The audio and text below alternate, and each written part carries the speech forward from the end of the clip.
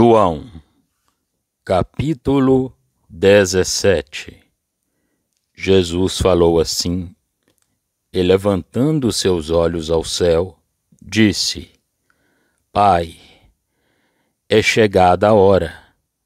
Glorifica teu Filho, para que também o teu Filho te glorifique a ti. Assim como lhe deste poder sobre toda a carne, para que dê a vida eterna a todos quantos lhe deste. E a vida eterna é esta, que te conheçam a ti só, por único Deus verdadeiro, e a Jesus Cristo, a quem enviaste.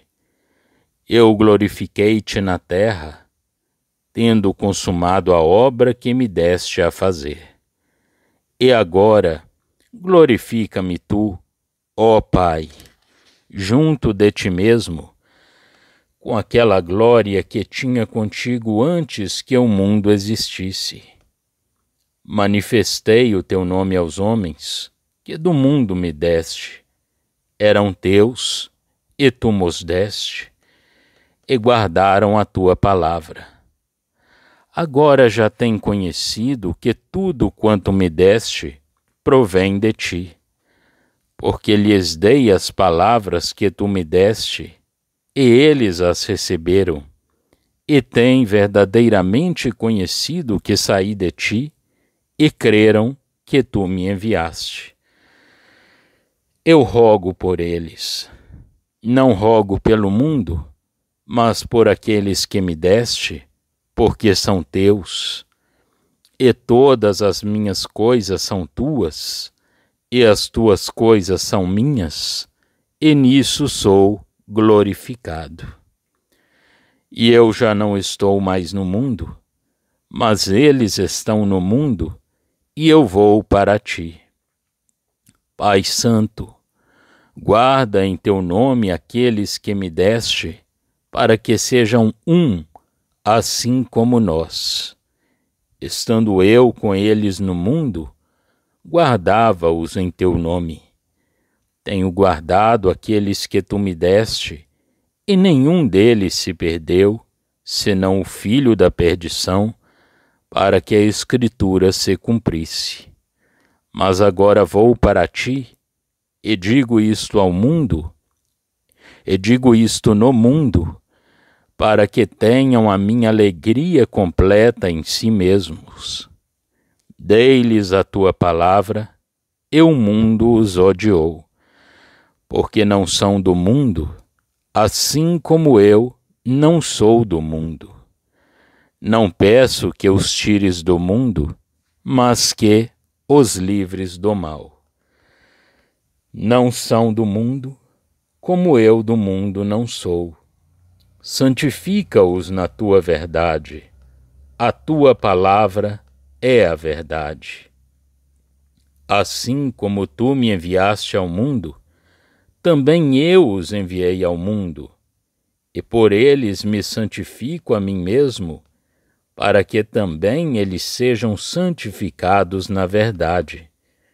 E não rogo somente por estes, mas também por aqueles que pela sua palavra hão de crer em mim, para que todos sejam um, como tu, ó Pai, o és em mim, e eu em ti, que também eles sejam um em nós, para que o mundo creia que tu me enviaste. E eu dei-lhes a glória que a mim me deste, para que sejam um, como nós somos um. Eu neles, e tu em mim, para que eles sejam perfeitos em unidade, e para que o mundo conheça que tu me enviaste a mim, e que os tens amado a eles, como me tens amado a mim.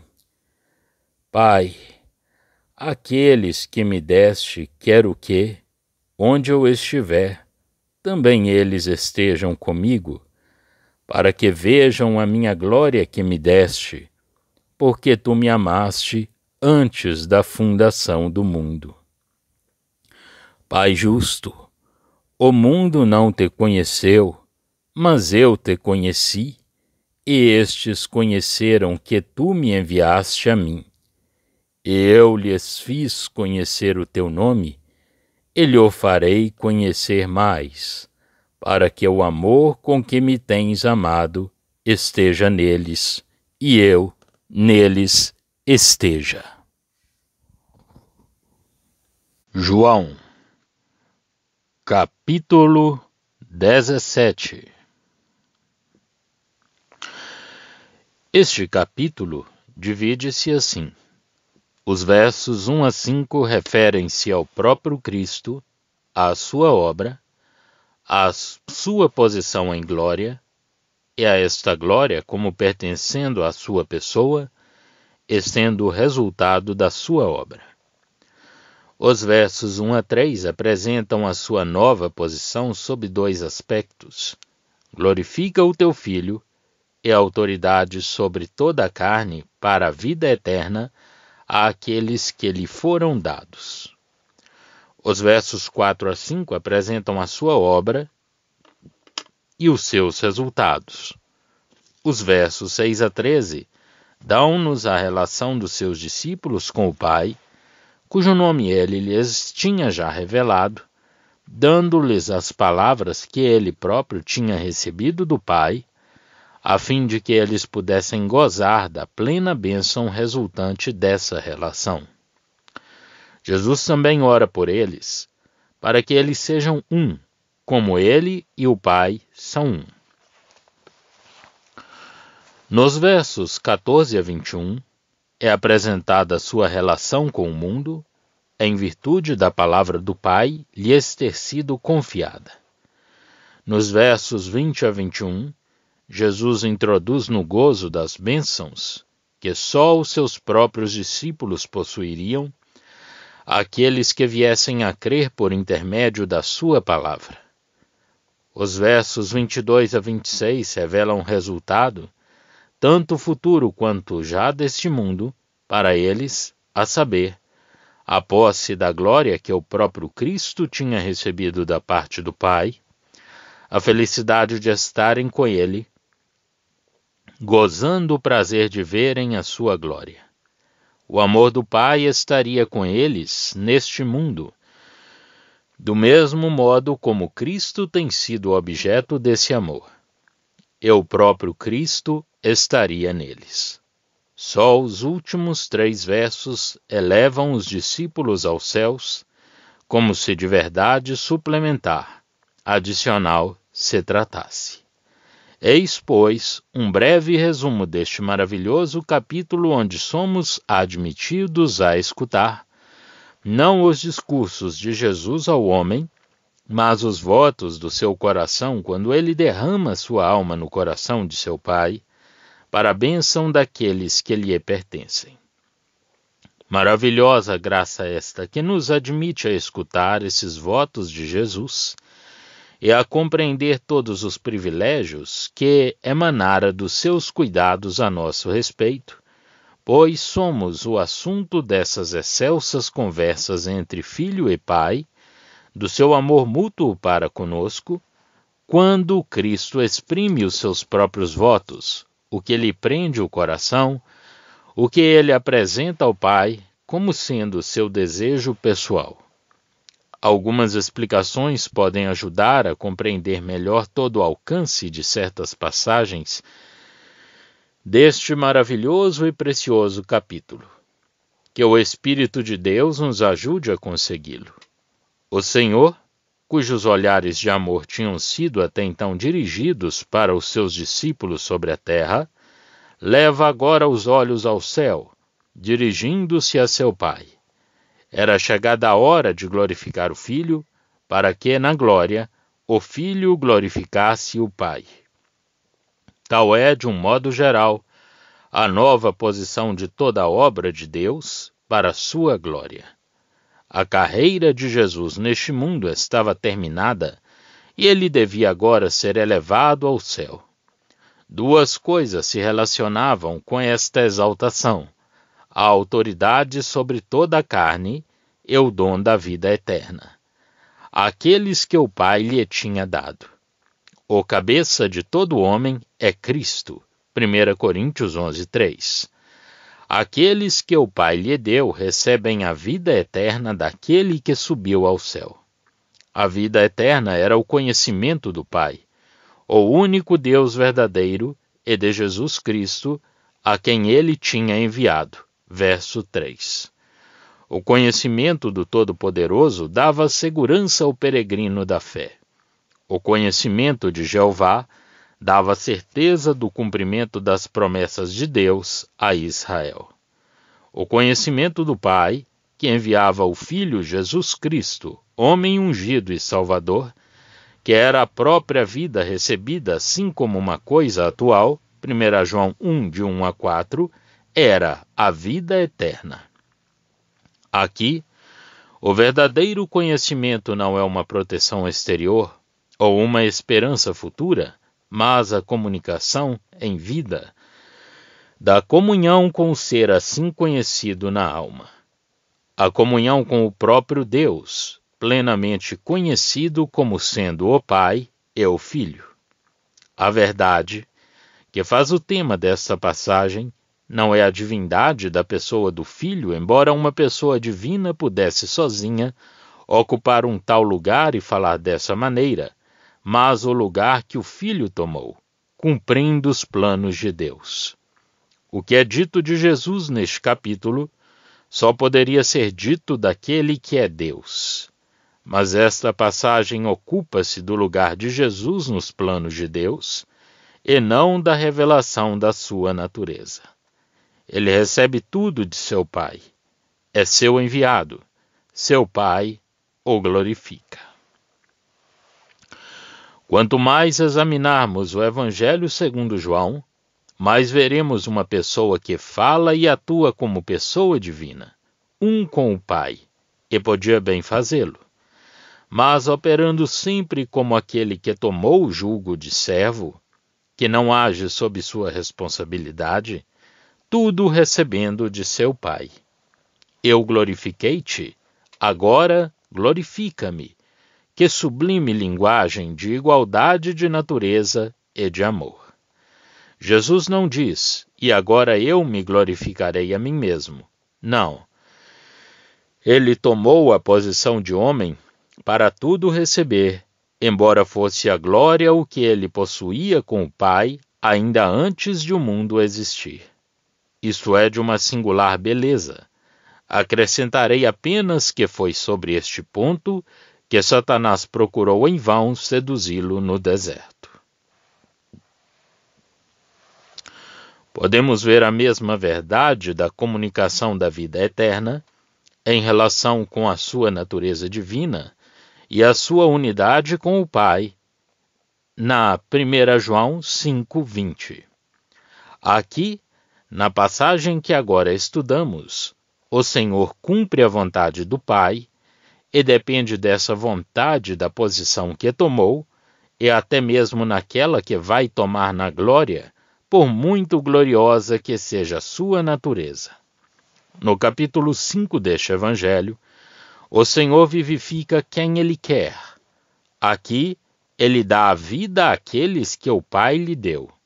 E esta vida encontra-se realizada no conhecimento do Pai e de Jesus Cristo, que Ele enviou.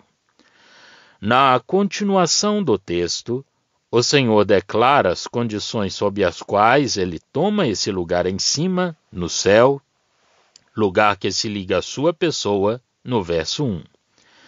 Ele tinha glorificado perfeitamente o Pai sobre a terra. Nada tinha faltado àquilo que manifestava Deus, o Pai, fosse qual fosse a dificuldade a vencer no cumprimento dessa missão. A contradição dos pecadores favorecia a ocasião, mas, por isso mesmo, a dor, no cumprimento da sua obra, era infinita para Jesus. Todavia, ele tinha cumprido a sua missão. Manifestar a glória de Deus na terra, não obstante tudo o que a isso se opunha. Portanto, a sua glória com o Pai nos céus era a justa consequência mesmo necessária em justiça, por ter glorificado a Deus neste mundo. Aliás, Jesus tinha tido essa glória com o Pai antes ainda que houvesse mundo. A sua obra e a sua pessoa davam-lhe este direito. O Pai glorificado na terra pelo Filho, o Filho glorificado com o Pai em cima no céu. Tal é a revelação contida nestes versos.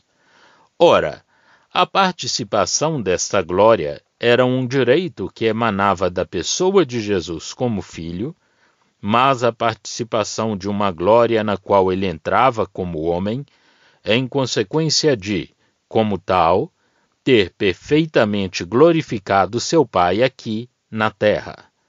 Estes são os versos que dizem respeito a Cristo. Por outro lado, isso demonstra a relação em que ele entra nesta nova posição como homem. Filho de Deus. É a obra pela qual ele cumpre tudo em justiça, dando-nos assim um direito e o caráter no qual nós lá temos lugar.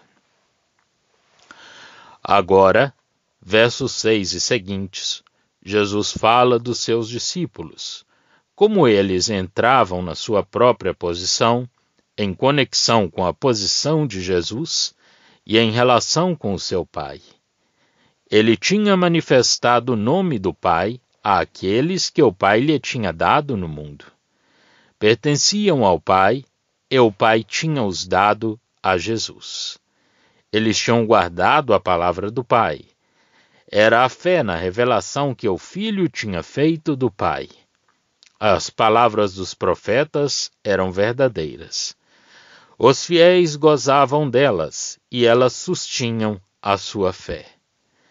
Mas a palavra do Pai, vinda por Jesus, revelava o próprio Pai naquele que ele tinha enviado e colocava aquele que a recebia na posição de amor, que era a posição de Cristo.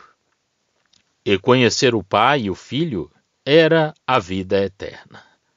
Era, portanto, algo inteiramente diferente das esperanças relativas ao Messias ou àquilo que Jeová lhes tinha dado.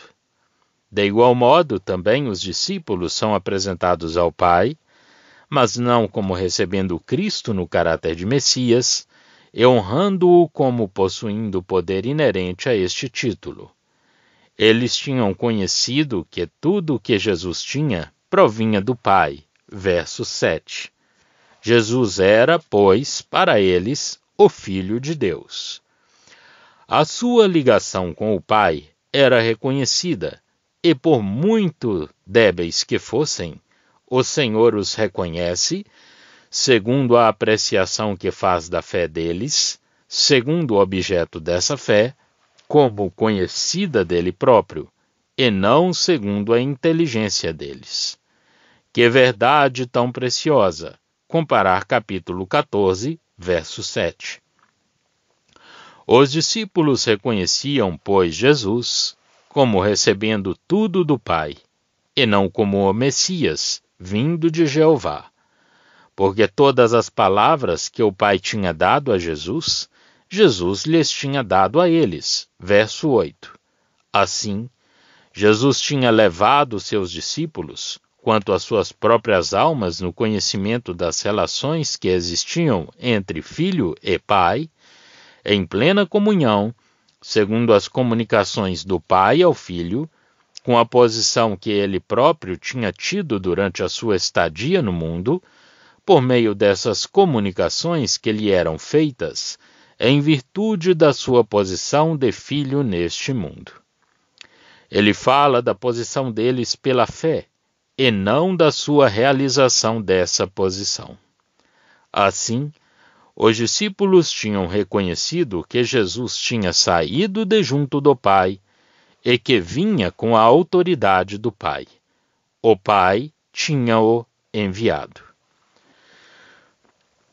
Ele vinha desse lugar e vinha munido da autoridade de uma missão da parte do Pai. Tal é a posição dos discípulos pela fé. Agora, estando já nessa posição, os discípulos são colocados por Jesus, segundo os seus pensamentos e os seus desejos, perante o Pai, em oração. O Senhor ora por eles, distinguindo-os completamente do mundo. Versos 9 e seguintes.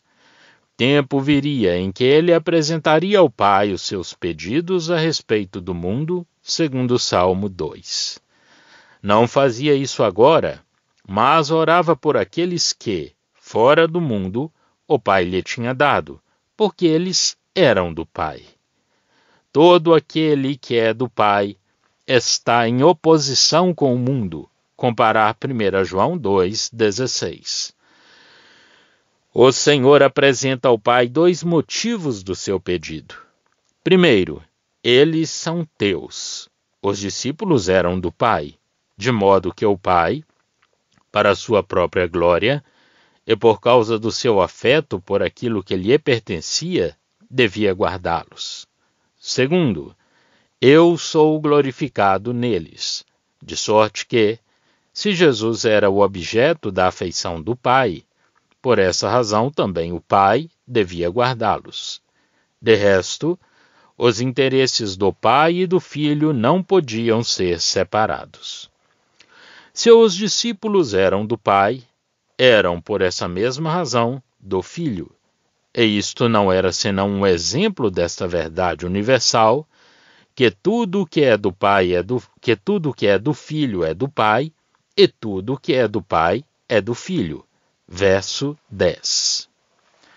Que excelente posição para nós esta de sermos os objetos desta afeição mútua, desses interesses comuns e inseparáveis do Pai e do Filho. Este é o grande princípio, o grande fundamento da oração de Jesus. Ele orava ao Pai pelos seus discípulos. Uma vez que pertenciam ao Pai, Jesus não podia, pois, senão procurar a bênção deles. O Pai interessar-se-ia perfeitamente pelos discípulos, porque neles o Filho devia ser glorificado. Agora, versos 11 e seguintes, Jesus apresenta as circunstâncias a que a sua oração se aplicava. Ele próprio já não estava neste mundo. Os seus discípulos seriam privados dos seus cuidados pessoais, como sucedia quando estava presente com eles. Ora, eles estariam neste mundo enquanto que ele ia para o Pai. É a base da súplica de Jesus quanto à posição dos discípulos.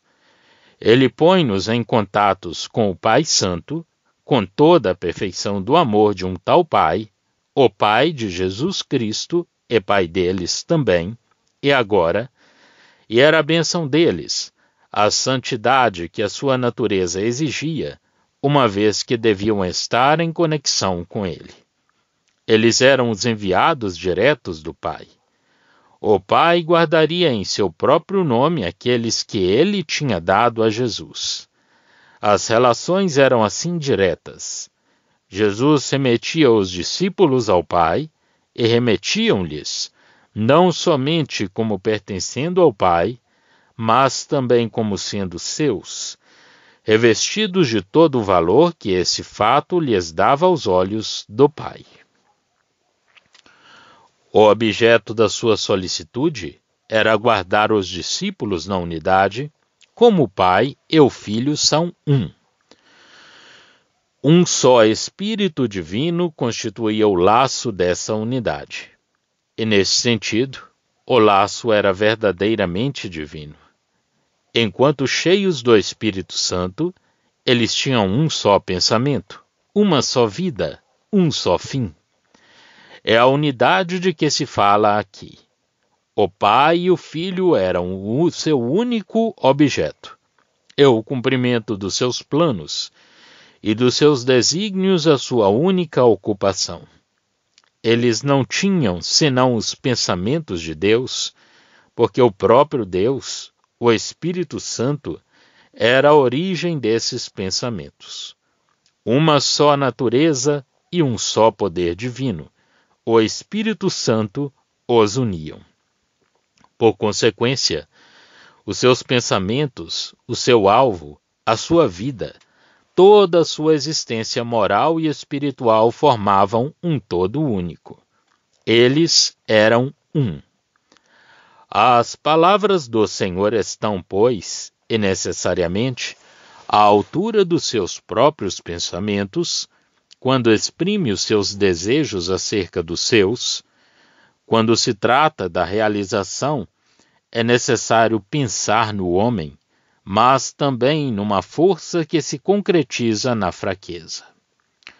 O conjunto dos desejos do Senhor sintetiza-se, na prática, em que os seus fossem santos sob os cuidados do Pai. Que fossem um, não por esforço ou acordo mútuo, mas um segundo o poder divino.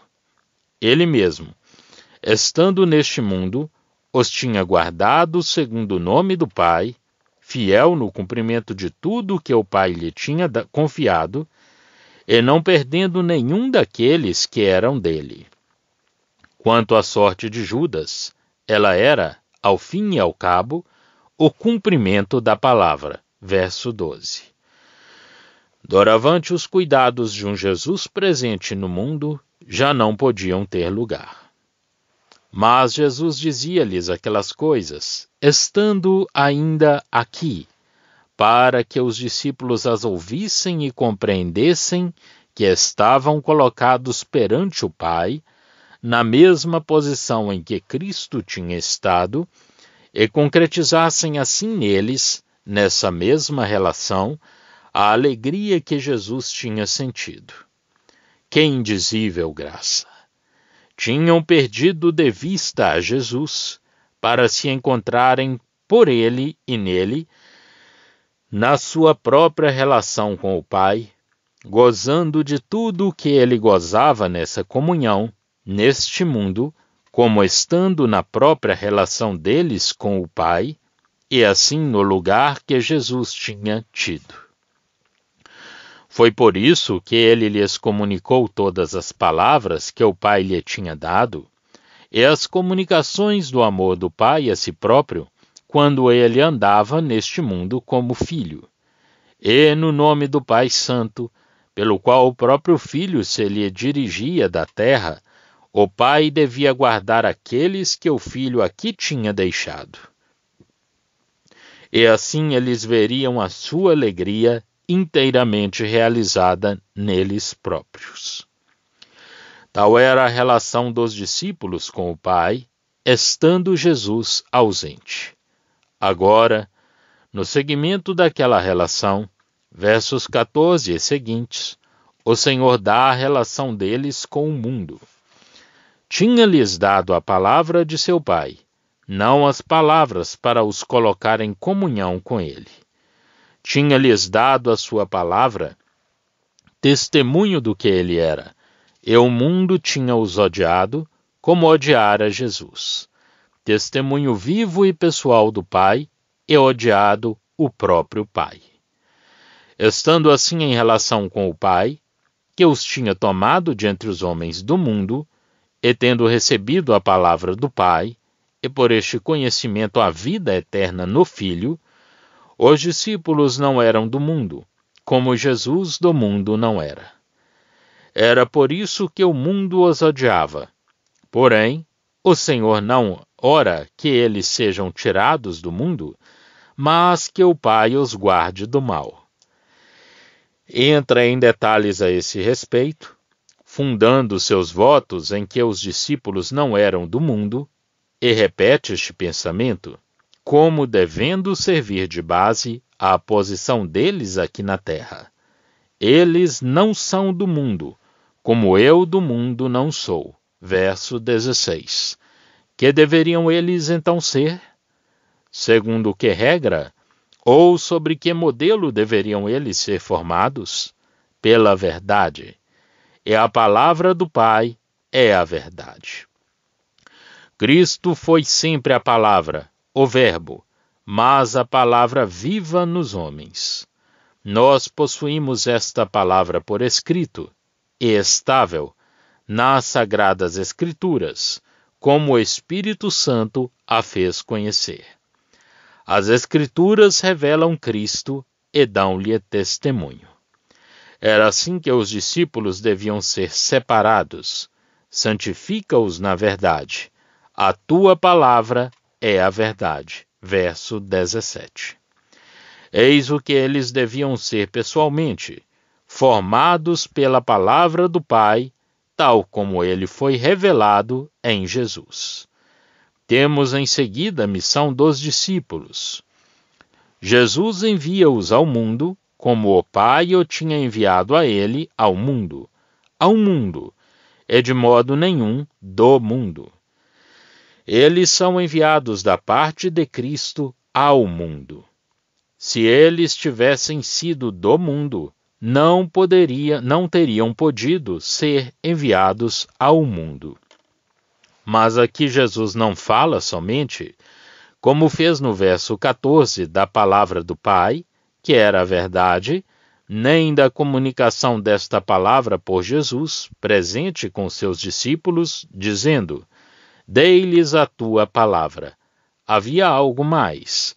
Jesus santifica-se a si mesmo, separa-se, como homem celeste, acima dos céus, homem glorificado, homem na glória, para que toda a verdade resplandeça nele, na sua pessoa. Ressuscitado de entre os mortos, para a glória do Pai, tudo o que o Pai é, assim é manifestado nele. Testemunho de justiça divina, de amor divino, de poder divino. Ele destrói totalmente a mentira de Satanás, pela qual o homem fora enganado, destruindo de igual modo tudo o que é falso e fora introduzido no mundo. Modelo perfeito do que era o homem, segundo os planos de Deus, e como expressão do seu poder moralmente na glória da imagem do Deus invisível e na glória o Filho. Jesus separou-se nessa posição, a fim de que os seus discípulos fossem santificados pela comunicação que lhes era feita acerca do que ele era. Porque essa comunicação era a verdade e criava-os à imagem do que ela revelava. Assim, a verdade pela qual os discípulos deviam ser santificados era a glória do Pai, revelada por Cristo neste mundo, e a glória a qual o Senhor tinha subido como homem. Porque o seu estado no céu é o resultado completo, a plena manifestação na glória da maneira como ele se separou para Deus, mas em favor dos seus. Assim, não há aqui somente a formação e a conduta dos pensamentos pela palavra, separando-os espiritual e moralmente para Deus, mas também estes preciosos afetos decorrentes da nossa posse desta verdade na pessoa de Cristo, estando os nossos corações ligados com Ele pela graça. Termina aqui a segunda parte do que concerne aos discípulos, em comunhão, em testemunho. No verso 20, Jesus declara que ora também por aqueles que viessem a crer nele, por intermédio dos seus discípulos, aos quais ele tinha primeiramente confiado o testemunho. O caráter da unidade, de que o Senhor fala aqui, é um pouco diferente do verso 11. Ali, falando dos discípulos, ele diz: para que eles sejam um, assim como nós. Porque a unidade do Pai e do Filho mostravam-se numa unidade de propósitos determinados, de objeto, de amor, de obra, numa palavra, de tudo. Assim os discípulos deviam ter esse gênero de unidade. Agora, aqueles que crescem, recebendo nessa qualidade o que era comunicado e nele tomando parte, encontravam a sua unidade no poder da bênção em que eram conduzidos. Pelo Espírito, no qual estavam necessariamente unidos, tinham lugar em comunhão com o Pai e o Filho. Era a comunhão do Pai e do Filho. Comparar 1 João 1,3. Veremos quanto a linguagem do apóstolo se assemelha à de Cristo. Assim, o Salvador pede que todos os seus sejam um neles, no Pai e no Filho. Era um meio de convencer o mundo de que o Pai tinha enviado o Filho, porque aqui, aqueles que tinham crido, por antagônicos que fossem os seus interesses, os seus hábitos, por muito fortes que fossem os seus preconceitos, eram, e não obstante, um no Pai e no Filho, por essa poderosa revelação e por essa obra. Termina aqui a oração do Salvador, mas não de toda a sua conversa com o Pai. Ele dá-nos, e aqui as testemunhas e os crentes formam um todo, a glória que o Pai lhe tem dado. É na base de um terceiro gênero de unidade. Fala-se aqui de 3 unidades. Primeiro, em primeiro lugar, há 2 discípulos, um como nós.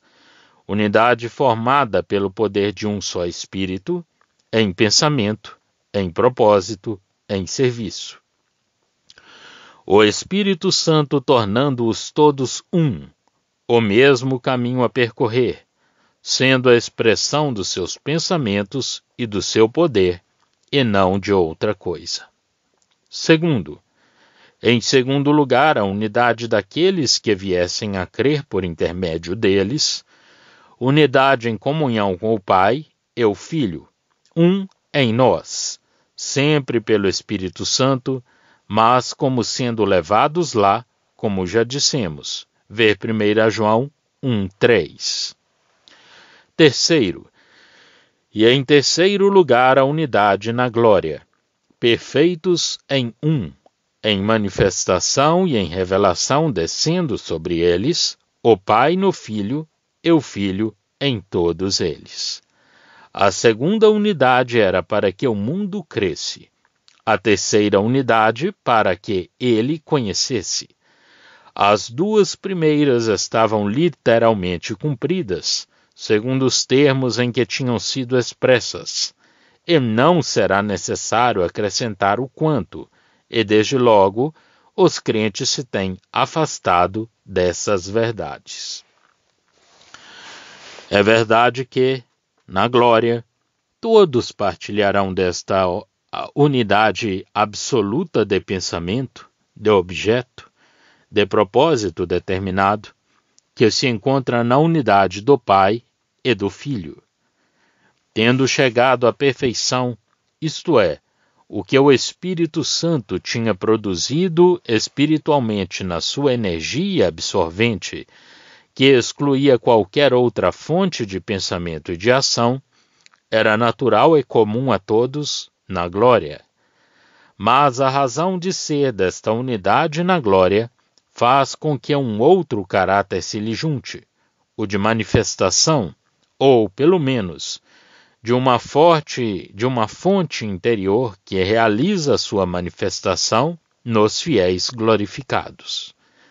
Eu neles e tu em mim, diz Jesus, verso 23. Não se trata da simples e perfeita unidade do verso 11, nem da mutualidade ou da comunhão do verso 21. É sim Cristo em todos aqueles que tiverem crido, e o Pai em Cristo. É uma perfeita unidade em manifestação na glória, e não simplesmente em comunhão, unidade na qual tudo está perfeitamente ligado à sua origem. Cristo, o único que deviam manifestar aqueles que creram, está neles, e o Pai, que Cristo manifestava perfeitamente, está em Cristo. E como tudo isto terá lugar na glória milenária, que a seu tempo será manifestada ao mundo, o mundo saberá, então, que Jesus tinha sido o enviado do Pai. Como poderão negá-lo quando Jesus for visto em glória? E como negar que os discípulos tinham sido amados pelo Pai, como o próprio Senhor Jesus tinha sido amado? O simples fato de eles possuírem a mesma glória de Jesus é bem a prova disso. Jesus não diz aqui a fim de que o mundo creia. Mas havia mais ainda. Havia o que o mundo não verá, porque não estará lá, onde poderemos vê-lo. Pai, aqueles que me deste, quero que, onde eu estiver, também eles estejam comigo, para que vejam a minha glória que me deste, porque tu me has amado antes da fundação do mundo. Verso 24. Eis-nos, pois, não apenas homens celestes semelhantes a Cristo, perante os olhos do mundo, mas com Ele, lá onde Ele está. Jesus quer que nós vejamos a sua glória depois de termos partilhado a sua vergonha. Isso corresponde a Moisés e a Elias entrando na nuvem, além da manifestação deles na mesma glória de Cristo, de pé sobre o monte. É uma consolação e um encorajamento para nós, e muito mais ainda por aquilo que vemos. Aquele que, como homem, foi humilhado, e tendo-se feito homem por amor de nós, por essa mesma razão, glorificado com uma glória que está acima de qualquer outra, exceto da daquele que tudo sujeitou sob seus pés. Isto é muito precioso para nós, porque Jesus adquiriu essa glória pelos seus sofrimentos por amor de nós. É-lhe, porém, devida como justa recompensa por ter, por esse meio, tão perfeitamente glorificado o Pai. Ora, isso constitui uma alegria que nos é própria. É a porção exclusiva daqueles que têm seguido a Cristo. É uma alegria que está inteiramente fora do mundo. O mundo verá a glória que nós temos em comum com Cristo e saberá que temos sido amados do Pai, como Ele tem sido amado. Mas ainda, para aqueles que o amam, um segredo que pertence à sua pessoa é a união deles com o Senhor. O Pai amou-o ainda antes da fundação do mundo, com um amor que não sofre comparação, que é infinito, perfeito, satisfazendo em si mesmo. E nós partilhá-lo-emos no sentido em que veremos o nosso bem-amado lá, que estaremos com ele e que contemplaremos a glória que o Pai lhe conferiu, segundo o amor que teve por ele, ainda antes que o mundo tivesse uma parte, por pequena que fosse, nos caminhos de Deus. Até aqui estávamos no mundo, agora estamos nos céus, longe, portanto, de todas as reivindicações do mundo, ou daquilo que ele pode abranger. Cristo visto no resultado desse amor que o Pai tinha por ele ainda antes que o mundo existisse. Então Cristo tinha feito as delícias do Pai. Nós o veremos no fruto eterno desse amor como homem. Nós ali estaremos com ele para sempre, gozando da sua estadia na glória, porque o nosso bem-amado se encontra lá, e ele é o que é. No entanto, sendo assim, havia justiça nos caminhos de Deus e no que dizia respeito à sua rejeição. Jesus tinha perfeita e plenamente manifestado o Pai. O mundo não o tinha conhecido, mas Jesus tinha o conhecido, e os discípulos tinham conhecido que o Pai o tinha enviado. O Senhor faz apelo aqui, não à santidade do Pai, para que ele os guarde, segundo esse nome bendito, mas à justiça do Pai, para que faça uma distinção entre o mundo, de um lado, e Jesus com os seus, do outro. Isto porque havia uma razão moral assim como o amor inefável do Pai pelo Filho. E Jesus quer que tenhamos alegria enquanto estamos neste mundo, conscientes de que a distinção foi feita pela comunicação da graça antes de ser feita pelo julgamento. E tinha-lhes feito conhecer o nome do Pai, e lhe faria conhecer ainda, mesmo quando fosse elevado ao céu, a fim de que o amor com que o Pai o tinha amado estivesse neles, isto é, que os seus corações pudessem possuí-lo ainda neste mundo. Que graça inefável!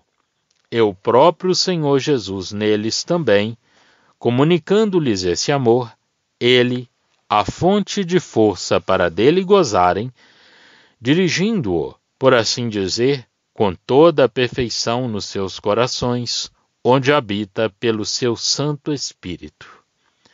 O Senhor é a força, a vida, a capacidade, o direito e o modo que nos permite gozar assim um tal amor em nossos corações. É o Filho de Deus que nolo declara: conhecemos o nome do Pai, porque ele nolo revela. Quer dizer, ele deseja que nós gozemos já dessas relações de amor em que o veremos depois nos céus. O mundo saberá então que nós temos sido amados como Jesus é amado, quando aparecermos com ele na mesma glória. Mas a nossa feliz porção é sabermo-lo agora, estando Cristo em nós. Já estão disponíveis para leitura os comentários do Novo Testamento e do Antigo Testamento de João Nelson Darby. Estão nos formatos de livro, e-book, também aplicativo para o celular Android. Visite o nosso site www.palavrasdoevangelho.com.